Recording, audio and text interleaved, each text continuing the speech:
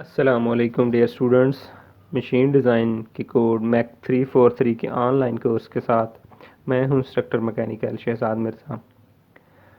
Dear students, हमने गुज़िश्ता lecture में चैप्टर नंबर 3 वेल्डेड जॉइंट्स में इन टॉपिक्स को स्टडी किया था। Types of welded joints, lap joint, butt joint, corner joint, edge joint, T joint और बेसिक वेल्ड सिंबल्स। तो आज हम इस चैप्टर में दर्ज टॉपिक्स को डिटेल में स्टडी करेंगे। Weld terminology, strength of transverse fillet weld, strength of parallel fillet weld, combination of single transverse and double parallel fillet weld. Weld terminology सबसे पहले है टी थ्रॉट थिकनेस। ये वेल्ड दो प्लेटों को वेल्डिंग के ज़रिए जोड़ा गया है। ये एक ट्रायंगल बनती है। इस ट्रायंगल में ये जो पॉइंट है इसको हम रूट कहेंगे। इस रूट से लेके यहाँ तक हाइपोटेन्यूज तक का जो डिस्टेंस है उसको हम टी से जाहिर करते हैं और इसको हम कहते हैं थ्रॉट थिकनेस। उसके बाद लेग ऑफ द साइज और ये साइज ऑफ द वेल्ड, यहाँ से लेके इस वेल्ड के इस कॉर्नर से लेके रूट तक का जो फासला है उसको हम एस से जाहिर करते हैं। इसको हम S1 कह देते हैं और इसको हम S2 से कह देते हैं और ये दोनों की साइज़ जो है वो इक्वल होगा और ये प्लेट की थिकनेस के बराबर होगा। S is equal to thickness of the plate. P क्या है? P वो लोड है जो हमने इसके ऊपर जो लोड लगाना है उसको हम P से डिनोट करते हैं। ठीक है। उसके बाद लेंथ ऑफ द वेल्ड कौन सी होगी? जो यहाँ से लेके यहाँ तक का जो फासला है उसको हम क्या कहते हैं? Length of the weld. और स्मॉल एल क्या है? Effective length, weld length. ये हम आगे डिटेल में इसको डिस्कस करते हैं कि इफेक्टिव लेंथ क्या होती है। उसके बाद रीइंफोर्समेंट है, तकवीयती भर्ती। ये जो एक ट्रायंगल बन रही है, ट्रायंगल के ऊपर वाला जो उभार है इसको हम क्या कहते हैं? रीइंफोर्समेंट। ये अजाफी भर्ती होती है जो जोड़ को तकवीयत देने या मजबूत करने के लिए भरते हैं।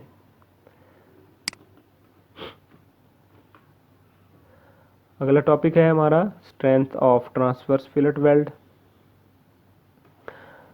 जैसा कि आपको मालूम है कि ये सिंगल ट्रांसवर्स फिलेट वेल्ड है क्योंकि दो प्लेटों को जब हमने जोड़ा है तो एक प्लेट के एक किनारे को हमने वेल्ड किया है, लिहाजा इसका नाम होगा सिंगल ट्रांसवर्स फिलेट वेल्ड। अगर हम प्लेट के दोनों किनारों को वेल्डिंग के ज़रिए जोड़ेंगे तो हमारा ये जोड़ क्या कहलाएगा? Double transverse fillet weld. तो हम कंसीडर करते हैं कि हमने एक सिंगल ट्रांसवर्स फिलेट वेल्ड के ज़रिए दो प्लेटों को जोड़ दिया है। The transverse fillet welds are designed for tensile strength. ये जो जोड़ होते हैं ये टेंसाइल स्ट्रेंथ के लिए डिज़ाइन किए जाते हैं कि खिंचाव की कुव्वत के लिए ये डिज़ाइन होता है। देखें, ये फोर्स एक इधर अमल कर रही है और दूसरी फोर्स दूसरे किनारे पर अमल कर रही है, तो यहाँ पे जो स्ट्रेसेस प्रोड्यूस होंगी इस वेल्ड में वो टेंसाइल स्ट्रेंथ होंगी। Let us consider a single and double transfer fillet weld as shown in figure A and B respectively.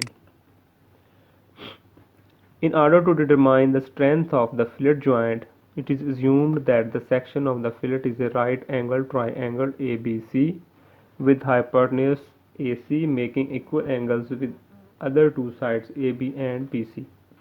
इसमें आप देख सकते हैं एक ट्रायंगल बनती है ABC। उसमें वो कह रहा है कि A एंड C क्या है? इस ट्रायंगल का हाइपोटेन्यूस है, 72 है, और दूसरी जो साइड्स हैं इसकी वो इसके साथ 45 का एंगल बना रही हैं और ये राइट एंगल ट्रायंगल बनती है। The enlarged view of the fillet is shown in fig below. The length of each side is shown as leg of the size. मैंने आपको बताया था कि यहाँ रूट से लेके वेल्ड के कॉर्नर तक का फासला जो है वो लेग ऑफ द साइज होगा।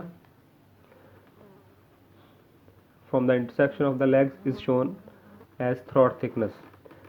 कम से कम जो फासला है वो क्या कहलाता है? यहाँ से लेके रूट से लेके हाइपोटेन्यूस तक का जो फासला है उसको हम BD कहते हैं और ये थ्रॉट थिकनेस होती है।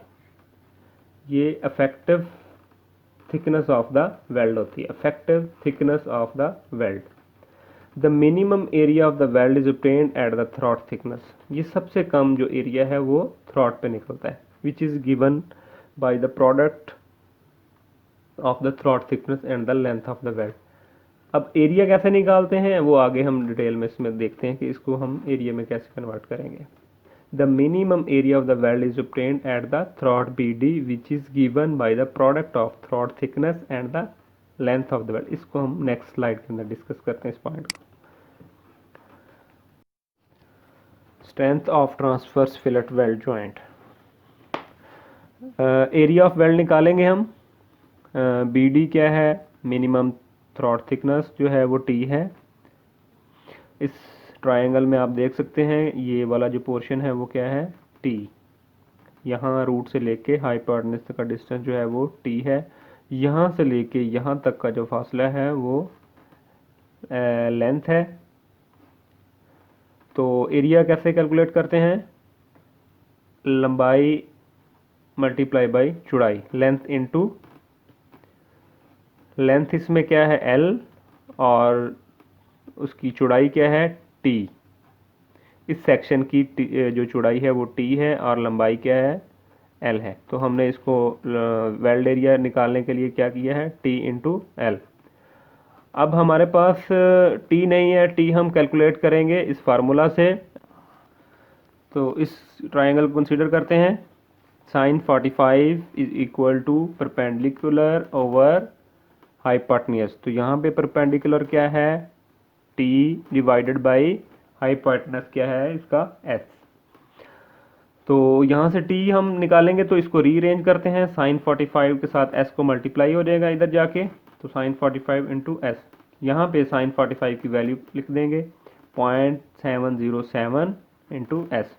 इस टी की वैल्यू इस में फार्मूला क्वेश्चन नंबर ए में पुट करेंगे। पुट करने के बाद हमारे पास एरिया जो निकल आएगा वो निकल आएगा A is equal to 0.707 S into L. ये क्वेश्चन हमारी हो गई बी। अब हम स्ट्रेंथ निकालते हैं। तो हमारे पास फार्मूला होता है स्ट्रेस का tensile load over area. Stress का फार्मूला दोबारा बता रहा हूँ, टेंसाइल स्ट्रेस का फार्मूला क्या होता है, लोड डिवाइडेड बाय एरिया। तो यहाँ पे जो लोड है वो टेंसाइल लोड है हमारा, हम उसको पी से जाहिर करते हैं। और वेल्ड एरिया अभी हमने जो कैलकुलेट किया है वो है। उन दोनों की वैल्यूज़ यहाँ पुट करते हैं। लोड की वैल्यू हमारे पास पी है और वेल्ड एरिया हमारे पास जो अभी निकला है वैल्यू ये वाली एरिया की 0.707 एस एल, ये वहाँ इस इक्वेशन में हम पुट कर दी। अगर हम यहाँ से लेंथ निकालनी है तो लेंथ को निकालने के लिए इसको रीअरेंज कर लेते हैं। L is equal to P over 0.707 S into tensile stress.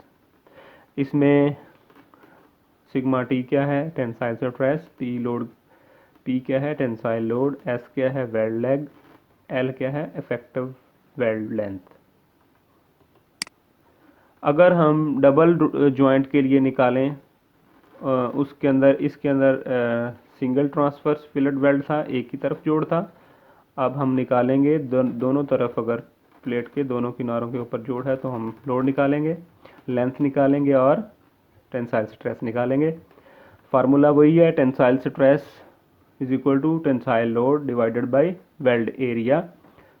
तो लोड की value P divided by area को हमने मल्टीप्लाई 2 से कर दिया है। क्यों, क्योंकि यहाँ पर दो वेल्डिंग हुई है, वेल्डिंग नंबर 1 वेल्डिंग नंबर 2। तो लिहाजा दोनों के एरिया को हमने मल्टीप्लाई करके कंसीडर करना है। ठीक हो गया, ये 2 इसलिए आया है। तो एरिया की वैल्यू हमारे पास ऑलरेडी मौजूद है, जो हमने कैलकुलेट की थी वो यहाँ पे पुट कर देंगे।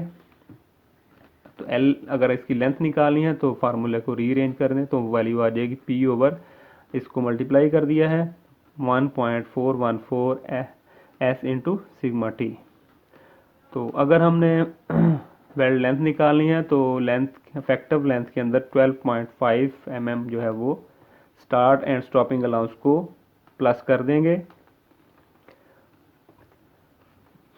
Strength of parallel fillet weld हमने जो पहले डिस्कस की है स्ट्रेंथ वो ट्रांसवर्स फिलेट वेल्ड थे। अब हमारे पास वेल्ड जो है वो पैरेलल है। ये प्लेट नंबर 1 है, ये प्लेट नंबर 2 है। तो जो जोड़ लगा हुआ है यहाँ पर वो पैरेलल है, ये पैरेलल इसके पैरेलल में है, ठीक है। तो ये जो डिज़ाइन किए जाते हैं ये शेयर स्ट्रेस के लिए होते हैं। क्योंकि शेयर स्ट्रेस क्योंकि लोड और वेल्ड एरिया आपस में मतवाजी हैं, लिहाजा यहाँ पे shear stress कंसीडर होगी।